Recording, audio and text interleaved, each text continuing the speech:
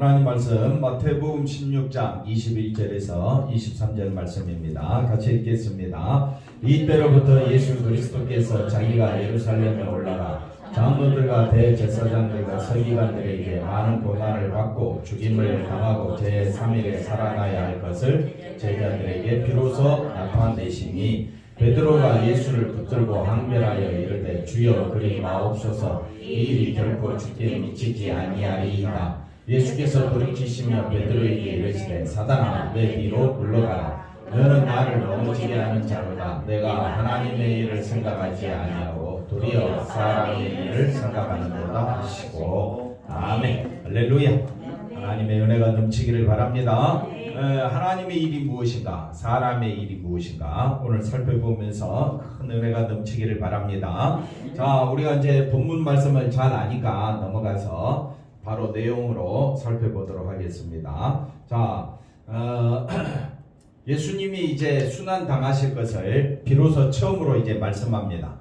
예수님이 이제 장로들과 또 예루살렘 올라가서 서기관들에게 많은 고난을 받을 것이다 라고 말씀을 합니다.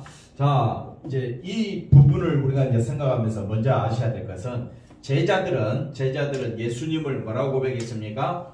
그리스도로, 그 다음에 살아계신 하나님의 아들로 고백했다. 그래서 그리스도시요 살아계신 하나님의 아들입니다 라는 말은 이제 나에게는 당신밖에 없습니다.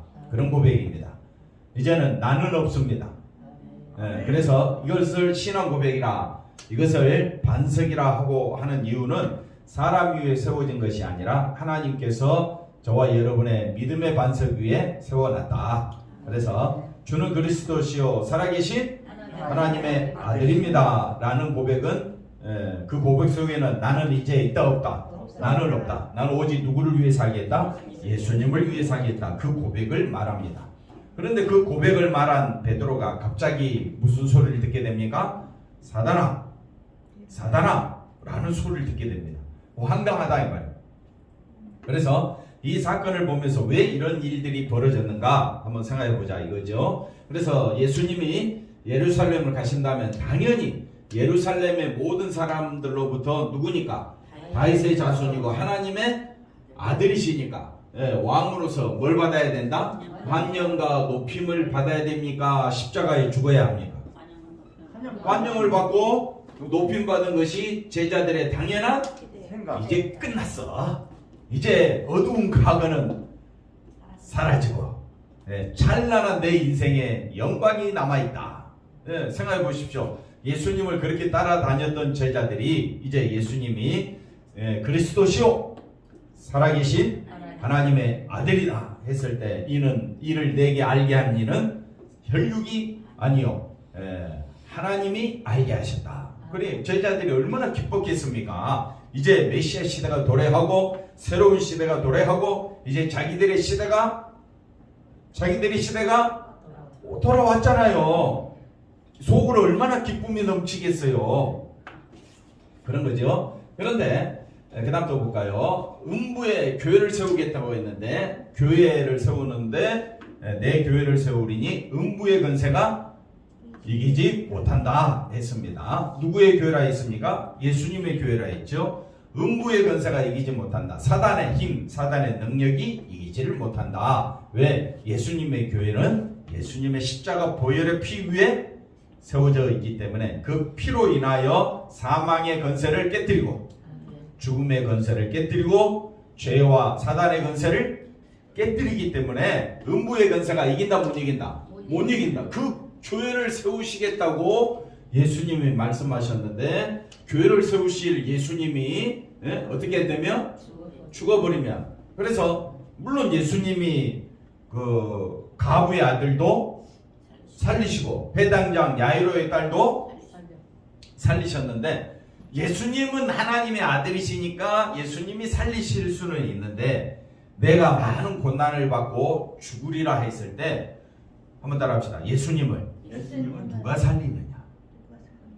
제자들은 살릴 수 있는 힘이 없지요.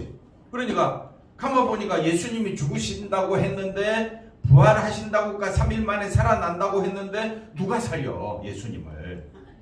예수님은 죽은 자를 살리는 걸 봤으니까 예수님이 분명히 죽은 자도 살리신다. 이건 믿겠는데 그 능력 많으신 예수님이 죽으시면 그 예수님을 우리는 살릴 수가 없어. 그러니까 너무 당황스러운 거예요. 물론 부활을 믿겠지만은 예수님을 살릴 수 있는 분은 하나님밖에 없는데 그 하나님을 그 제자들은 바라보지 아니하고 자기들은 살릴 수가 없으니까 예수님이 죽어버리면 자신들은 살릴 수가 없으니까 그러면 음부의 권세가 이기지 못한 이 교회를 누가 세우겠는가요? 누가 세우겠는가? 그러니 제자들은 가만히 있을 수가 없죠. 예수님이 죽으시겠다고 하는데 그러면 예루살렘으로 올라가게 해야 되겠어요? 못 올라가게 해야 되겠어요? 못 올라가게 맞겠다 이 말이죠. 그래서 이런 점을 생각하면 제자들은 예수님은 죽은 자를 살리실 수 있는 능력인데 예수님은 누가 살리느냐. 그랬을 때 예수님은 죽으면 된다 안 된다? 안 된다라는 생각이 제자들의 마음속에 있다 이 말입니다. 네. 이해가 되시겠습니까? 네. 누가 회사 사장님 큰 일을 이루신 사장님이 그 회사를 이루어 놨는데 갑자기 이 회사를 다른 사람에게 넘겨주고 자기가 다른 데로 가겠다 그러면 회사 사람들이 딱 보니 사장님이 안 계시면 회사 망할 것 같은데 가도록 내버려 두겠어요? 아니다 이 말이에요. 그래서 사람들의 생각 한번 따라 합시다. 사람들의 생각은 어디서 나오겠습니까? 다 자기 생각과 자기 마음을 통해서 나오는데 다 자기 행복을 자기 성공을 추구하고 있기 때문에 베드로도 나머지 11 제자들도 예수님이 죽으면 교회를 누가 세워요? 세울 사람이 없지요. 그런데 예수님은 자기가 죽어야 교회가 세워지니까 이게 이제 하나님의 일과 사람의 일로 나눠지는 겁니다. 사람의 일은 누가 성공해야 돼? 내가 성공해야지. 근데 하나님의 일은 누가 성공해야 돼? 사람이 아니라 하나님의 일이 성공해야지. 그럼 하나님의 일은 뭡니까? 하나님의 일은 예수님이 십자가를 지시는 겁니다. 그게 하나님의 일이에요. 그 하나님의 일을 위해서 누가 오신 겁니까? 예수님은 오신 거잖아요. 그 다음에 볼까요? 그래서 베드로가 예수를 붙들고 뭐합니까?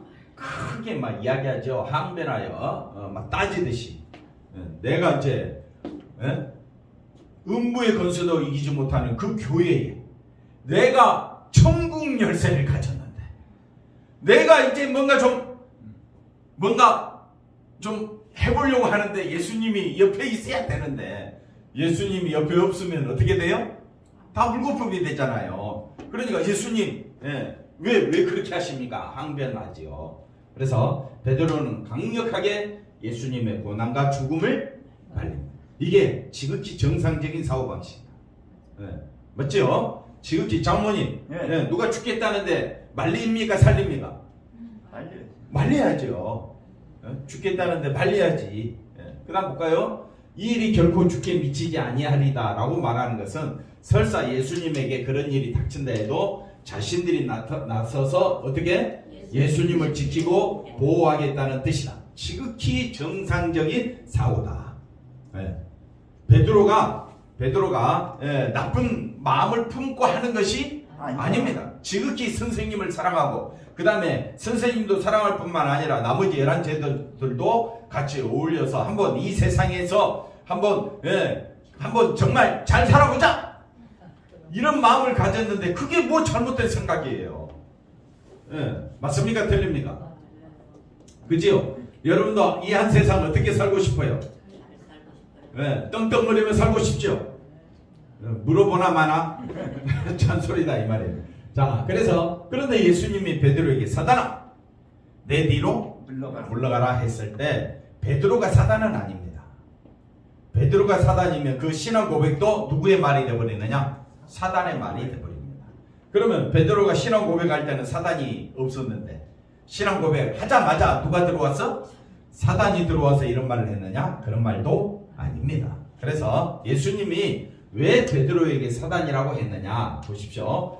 베드로를 직접 가리켜서 한 것이 아닙니다. 그러면 베드로의 사단은 누구 고백이 된다? 사단의 고백이 되고 예수님은 사단이 한 고백을 인정하고 그 위에 교회를 세우시겠다는 얼토당토 않는 말이 되어버립니다. 그래서 베드로가 사단이 아니라 이거야. 그러면 예수님이 사단이라 베드로를 향하여 사단아 내 뒤로 물러가라 하는 것은 예수님의 고난과 죽음을 마하며 항변하면서 만류하는 뭐라고요? 사고방식. 누구의 사고방식? 베드로의 사고방식. 그러면 그 사고방식 누구의 사고방식이겠습니까? 나의 사고방식이다. 교회 와서도 여전히 우리는 누구의 생각이 강합니까? 자기 생각이 강하죠. 예. 목사님이 틀렸대. 예. 목사님이 틀렸다. 그건 당연히 맞아. 틀리니까. 근데 더 나아가서 누가 틀렸다고요? 하나님이 잘못됐대. 예.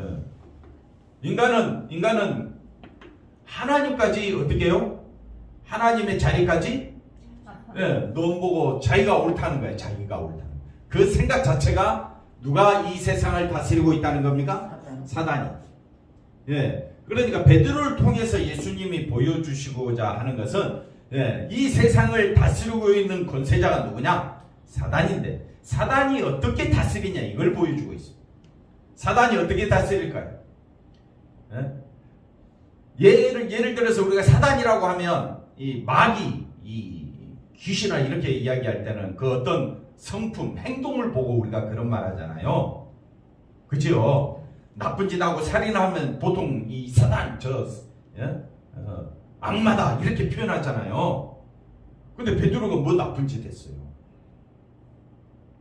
베드로가 나쁜 짓 했어요? 선생님을 보호하겠다는데. 그게 사단이 할 일입니까? 아니잖아요. 그러니까 사단이 하는 일은 하나님의 일과 대비해서 나타나는 거다. 인간적인 생각으로는 우리 다 사단이라고 말하면 빤 맞습니다. 맞죠? 예.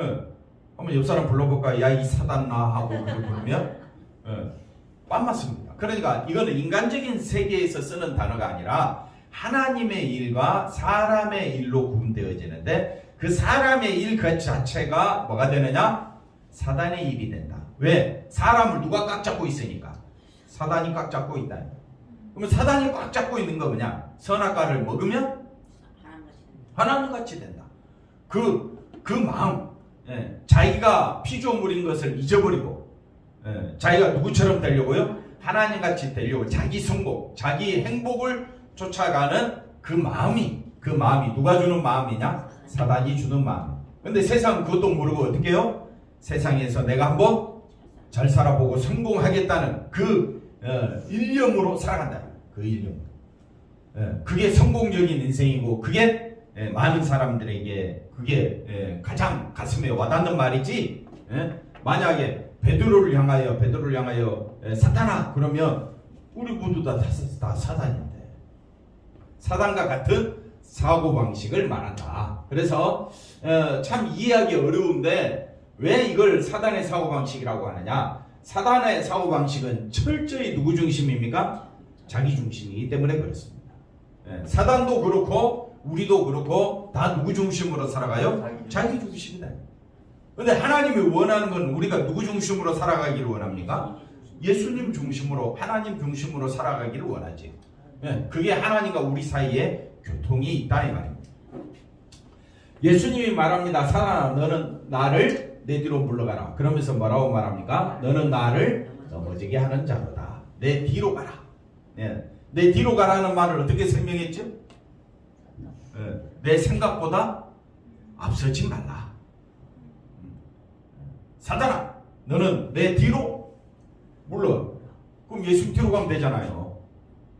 자기가 앞에 예수님을 가로막으면 안 되잖아요. 우리가 성도들 사이에 그 다음에 일반적으로 우리가 모임을 가졌을 때 누가 내 앞에 의견을 가로막으면 어떻습니까? 기분 되게 나쁘죠. 그래서 화 잘 내죠. 그러면 기분 안 나쁘려면 어떻게 해야 돼요? 그 사람 뒤로 가야지. 그 사람과 싸우지 말고 말대꾸 하지 말고 어떻게 그 사람 말에 옳다 하고 가면 되는 거예요. 근데 그렇게 돼요 안 돼요? 죽어도 못해. 그래 되는 거예요. 그러니까 피차 뭐가 되느냐? 싸우는 것밖에 안 되잖아요. 예수님 말을 잘 기억하시길 바랍니다. 내 뒤로 물러가라. 내 뒤로 물러가라. 그러니까 우리가 서로 안 싸우려면 상대방 의견에 만족을 하고 가야 되는데 상대방 의견이 내 마음에 안 들면 어떻게 해요? 박영수 목사. 삐져. 그게 누구의 사고방식이다? 사단의 사고방식이다. 사단의 사고방식은 하나님보다 내가 앞서는 거죠. 예. 가정에서도 우리가 왜 남편을 성경은 주라고 했느냐? 남편이 물론 잘못할 수가 있죠. 그러나 그 남편을 주로 바라보고 어떻게 하라고요? 순종하라. 그러니까 그 마음이 되면 순종이 되고, 그 다음에 남편들아 아내를 어떻게 사랑하라 했어요? 자기 목숨같이 사랑하라. 근데 아내를 자기 목숨같이 사랑해야 되는데 어떻게 한다고요? 자기가 쉽게 예를 들어서 자기 하고 싶은 대로 해야 되는 그런 마음을 갖고 있다면 부부간의 온전한 관계가 이루어질 수가 없지요. 이가 좀 되겠습니까? 사단아 내 뒤로 물러가라. 이 말은 예수님보다 앞서지 마라. 하나님보다 앞서지 마라. 할렐루야. 그래서 너는 나를 뭐 하는 자로다? 넘어지게 한다. 넘어지게 한다는 말은 말로서 넘어지게 하는 건데, 베드로가 뭐 나쁜 말을 한 것이 아니라 했습니다. 단지 베드로는 자기 하고자 하는 일을 했을 뿐입니다. 근데 예수님은 그거를 사단의 말이라고 정확하게 우리에게 가르쳐주고 있다는 사실입니다. 그러면 우리가 사단의 말이 뭐냐? 나를 행복하게 만들고 나의 성공을 이끌어주는 말이 절대 잘못된 것은 아니라고 생각하는 우리의 사고방식, 예수님보다 앞서가는 사고방식, 이것이 얼마나 무서운가를 우리에게 가르쳐주고 있는 겁니다. 여러분은 예수님보다 앞섭니까? 아니면 예수님이 앞서고 있습니까? 한번 스스로 생각해 보면 되는 겁니다. 그래서 베드로의 말은 고난과 죽음의 길을 가시하는 예수님을 어떻게 한다? 길을 가로막고 있다. 넘어지게 하는 걸림돌이다. 베드로가 강력하게 만류하는 것은 지극히 인간적인 사고방식으로는 100점짜리다. 100점짜리다. 그러나 예수님 보실 때는 그건 100점짜리가 아니다. 그러니까 예수님의 사고방식과 베드로, 즉 우리의 사고방식과는 완전히 다르다. 우리는 죽었다 깨어나도 누구 중심밖에 안 돼? 자기 중심밖에 안 돼. 그래서 서로를 어떻게 여기라 했어요? 심히 불쌍히 여기고, 우리가 서로 손을 잡고 누구만 바라보도록? 예수님만 바라보도록 서로 위로하고 격려해야 될 줄로 믿습니다. 그래서 베드로가 뭐라고 말합니까? 고난과 죽음은 지금까지 쌓아왔던 자기의 인생의 모든 것이 무너지니까. 물론 베드로가 모든 것을 버리고 주를 쫓았다라고 이야기하지만은 실상은 더 큰 포부를 갖고 예수님을 쫓은 거지요. 그걸 보여주고 있는 거예요. 그래서 우리 인생의 고난과 죽음은 예수님만 바라보며 사는 것은 곧 뭐와 같다? 패배하는 것과 마찬가지다. 그런데 고난과 죽음을 한번 따라합시다. 패배가 아니라 승리입니다. 왜?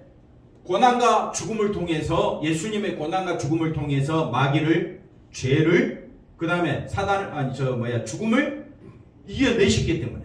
그래서 죄 지은 우리에게 이제는 의롭다 칭하여 주시고, 사망의 권세에서 이제는 우리에게 부활을 주시고, 사단의 권세가 아니라 하나님의 자녀가 되게 해주신 것이 예수님의 고난과 죽음이었기 때문에 이것이 나의 승리입니다.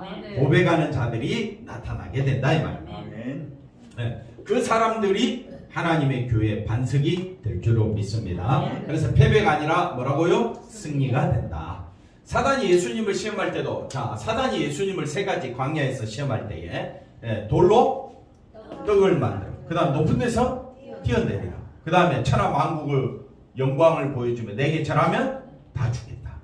그러니까 예수님에게 시험했던 그 사단의 시험도 역시 사람의 뭐를 위해서? 사람의 영광과 부귀영화였다. 이거 싫어할 사람이 있습니까? 없습니까? 없습니다. 그러니까 우리가 이미 사단의 궤락에 이미 저와 여러분 어떻게 돼 있다? 넘어가 있다.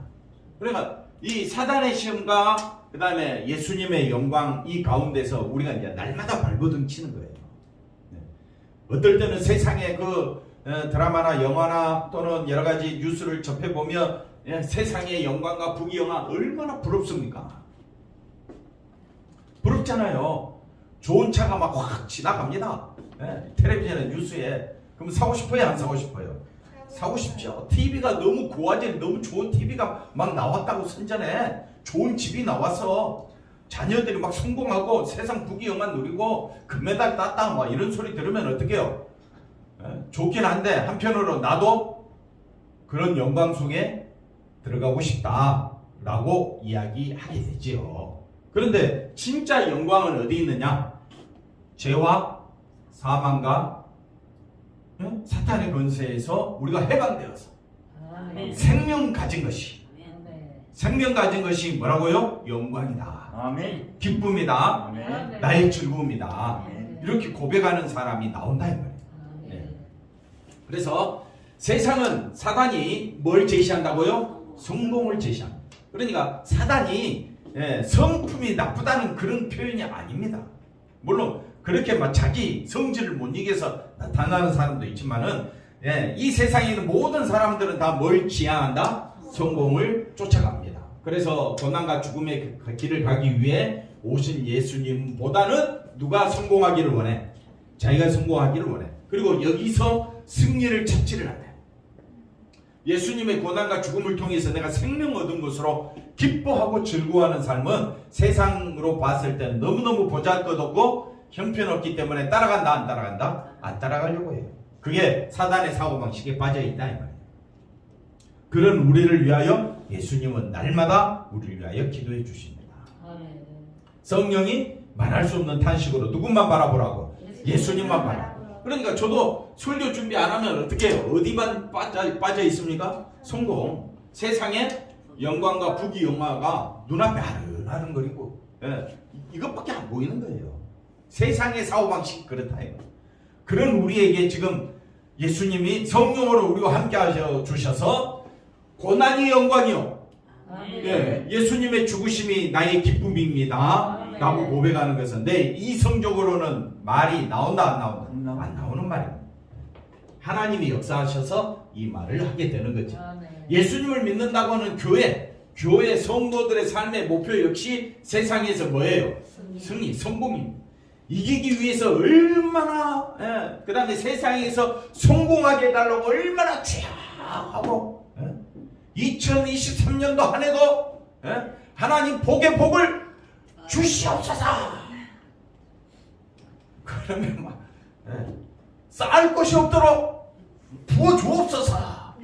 하나님 한 번만 기적을 일으켜 세워 주시옵소서. 어디에? 우리 교회, 우리 집에. 그럼 뭐 마음속에서 뭐 벌써 아멘이 나왔죠? 그렇다 이 말. 그래서 교회도 여기에 빠져 있다. 다른 사람보다 뒤처지는 것은 패배하는 것이다 라는 패배의식. 이것이 그래서 그것은 믿음의 역사가 아니다 하고 오직 성공을 향해 다름질하는 교회 사고방식, 그게 베드로의 사고방식이었다. 결국은 예수님은 그걸 뭐라고 이야기하느냐? 사단의 사고방식이다.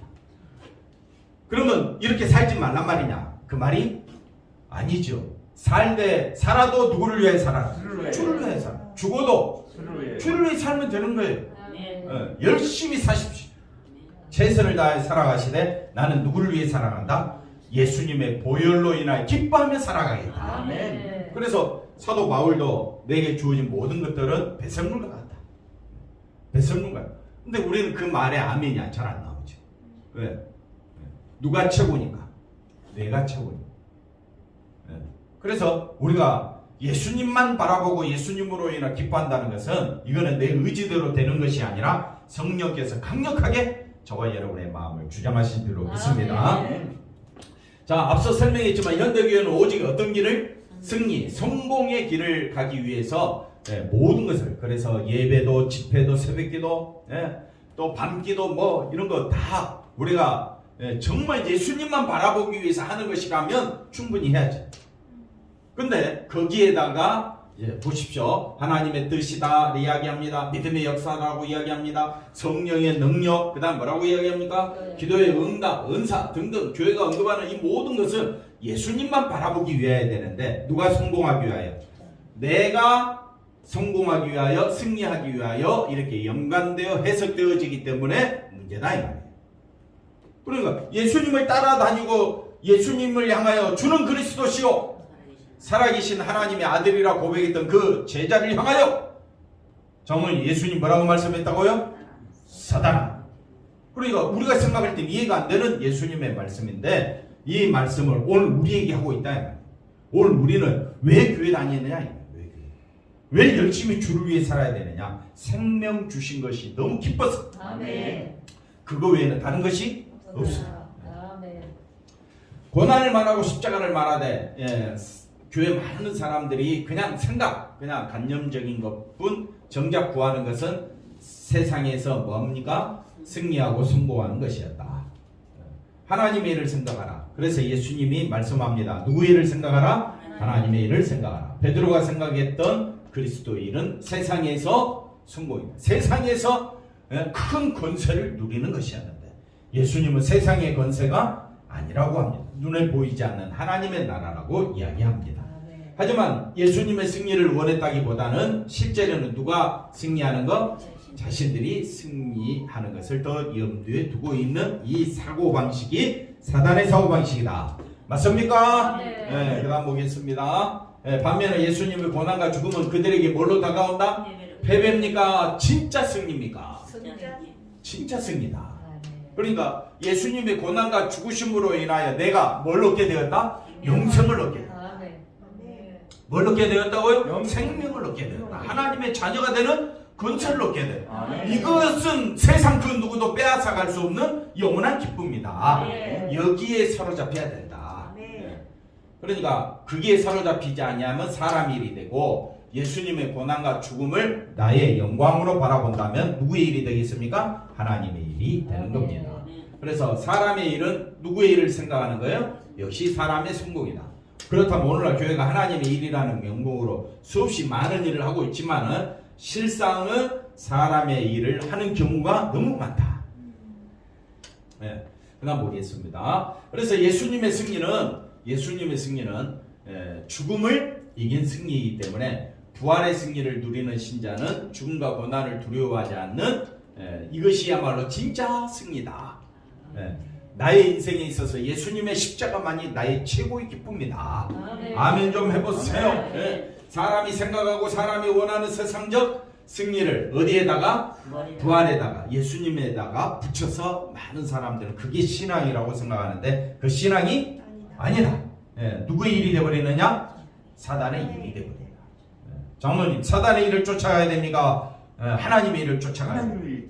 두 말하면? 그러면 하나님의 일을 생각하려면 뭐만 생각하라고요?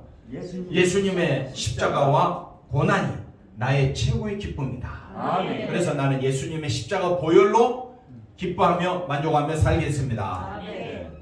자, 하나님의 일은 예수님의 고난을 받고 그 다음에 죽으시는 길을 가는 것이다. 하나님의 일은 누가 이루어 가신다? 우리가 할 수 없기 때문에 하나님이 친히 하신다. 죽음을 이기시고 부활하셔서 참 뭘 주셨다고요? 생명을 주시기 위하여. 그래서 우리 힘으로는 생명을 얻을 길이 없기 때문에 하나님의 일은 우리 힘으로 도울 수도 없고 보태줄 수도 없는 겁니다. 하나님의 일은 그래서 장로님 누구만이 하신다고요? 하나님의 일은 누구만이 하실 수 있어? 하나님만이 하실 수 있어. 그러니까 내가 할 일은 그 하나님의 일을 보고 감사하면 돼. 기뻐하면 되는 거예요. 근데 그 생각 자체도 뺏어간다고요. 누가? 사단이. 그래서 신자는 하나님의 일의 증거물로 무슨 말입니까? 하나님의 일은 뭐라 그랬습니까? 예수님의 십자가로 인하여 많은 것 기뻐하는 것이 증거물이다. 그래서 내 증인이 되라. 이 말은 내 증인이 되라. 예수님의 십자가로 인하여 기뻐하고 하나님께 영광 돌린다면 그것이 하나님을 증거하는 예수님을 증거하는 증인이 되는 것이다. 됐죠? 증인으로 살아가야 되지 않겠습니까? 나는 십자가로 인하여 감사한다. 예수님으로 인하여 너무너무 기뻐한다. 기뻐하면 아멘이 아닌 것 같아. 그저 아멘 하는 것 같아. 정말 기쁘면 두 손 들고 아멘 좀. 그 사람이 안 왔네. 오셔야 되는데. 자, 세상이 말하는 승리, 우리가 원하는 승리를 통해서 하나님의 역사를 나타내는 것이 아니라 세상은 전혀 이해할 수 없는 승리를 선포하는 존재가 우리 성도들이다. 그러니까 예수님의 십자가 바라보고 기뻐하는 우리 모두가 되기를 주의 이름으로 간절히 축원드립니다. 기도합니다. 하나님 감사합니다. 하나님의 일 예수님의 십자가로 인하여 날마다 기뻐하며 즐거워하며 살아갈 수 있는 우리들의 삶이 되게 도와주옵소서. 예수님보다 앞서지 않게 하여 주시고 항상 예수님 뒤에서 십자가로 인하여 기뻐하고 거룩하고 복된 삶 살아가는 우리 모두가 되게 하여 주시옵소서. 예수님의 이름으로 기도하옵나이다. 아멘.